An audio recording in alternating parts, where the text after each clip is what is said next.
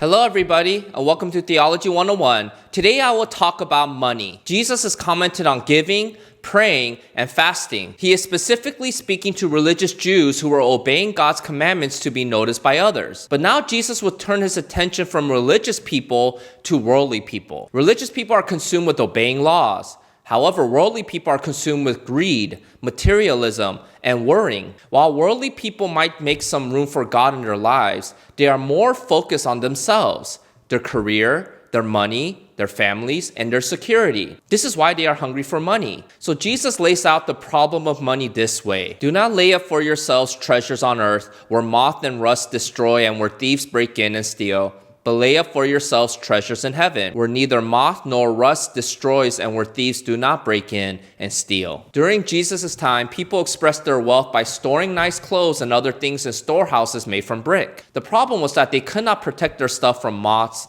mice, and the natural elements of the earth. So what will happen is that their clothes will eventually have holes from moths, their grains will eventually rot since they didn't have refrigeration. And so Jesus highlights that whatever we accumulate in this world is insecure at best. The best security system cannot protect your house from a tornado. The best bank cannot protect your money from a stock market crash. The best doctors cannot protect you from terminal diseases. None of us can take our earthly treasures with us to the grave. You will never see a hearse with a U-Haul attached to it, right? Even though we know that storing up earthly treasures is an empty pursuit, we continue to do so. Why? The problem is our misplaced values. The reason why we store up earthly treasures is because our selfishness has caused us to direct our focus more on ourselves than God's kingdom. Notice that Jesus did not say to not make money. Jesus did not condemn wealth in and of itself. He condemned how a person uses his or her wealth. Instead of using your wealth for yourself, redirect it towards the purposes of God's kingdom.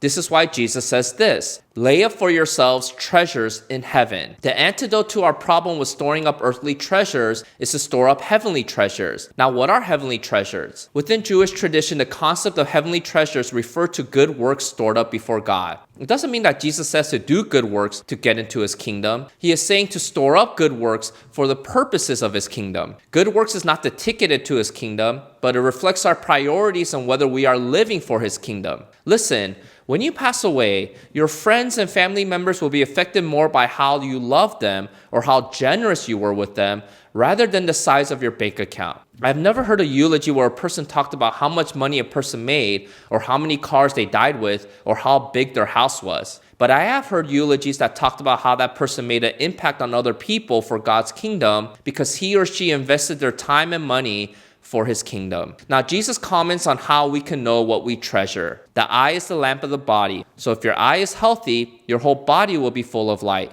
But if your eye is bad, your whole body will be full of darkness. If then the light in you is darkness, how great is the darkness? According to Roman tradition, the human eye has its own light that shines in the dark. This is how you can see in the dark, according to this belief, because every eye has its own source of light.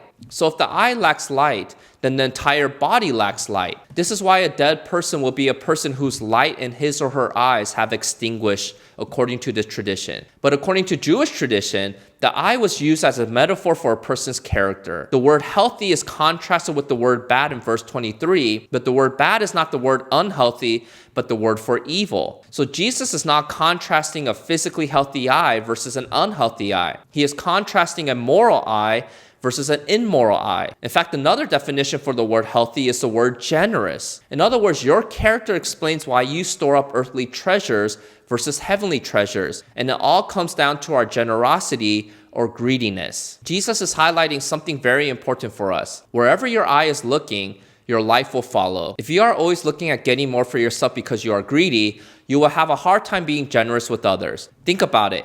You can't give money you don't have. And you won't have any money to give if you spend it all on yourself, right? So Jesus shows that the contrast between our pursuit of heavenly treasures or earthly treasures can be seen in our greediness or generosity. This leads to the next picture Jesus paints. No one can serve two masters, for either he will hate the one and love the other, or he will be devoted to the one and despise the other. You cannot serve God and money. You see, the reason why this topic of money is so important to Jesus is because it is an issue of idolatry. I want you to notice a key word in verse 26, cannot. Jesus did not say that we should not serve two masters, but he says that we don't have the ability to serve two masters. Jesus adds this, for either he will hate the one and love the other, or he will be devoted to the one and despise the other. Jesus uses the word hate and love as a pair. He is not using it the same way we would interpret these words. He is not saying that you hate God if you love money, but what Jesus is highlighting is that with two masters, there will be a conflict with your feelings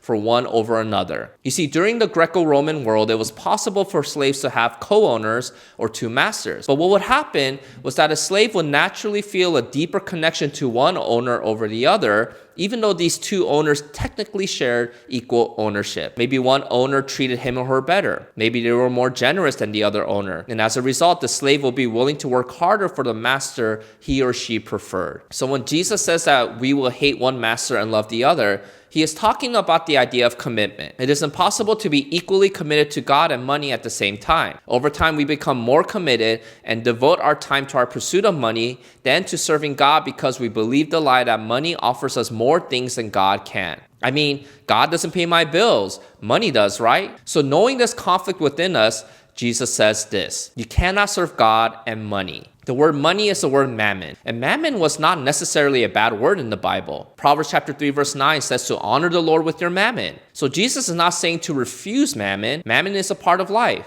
However, mammon should not be our entire life. Mammon is a great servant, but a horrible master. Listen, if you are more committed to money than to Christ, I can tell you how your story will end. You will go to the grave discontent, dissatisfied, depressed, and would have lived a life that didn't make an impact for God's kingdom. But if you commit yourself to Jesus and his kingdom, which is reflected in how you use your money, your story will end with you walking into the kingdom and seeing King Jesus on his throne. Your story will end with the life that left an eternal impact on other people because you're generous to them, because you wanted to love them as Christ has first loved you. Thank you to today's sponsor, All Reverence. They offer a free digital worship music app called Maskill. If you want to find out more, I'll leave some links below in the description box. If you missed the last video about fasting, I'll leave a link here for you to watch. And until next time, see you.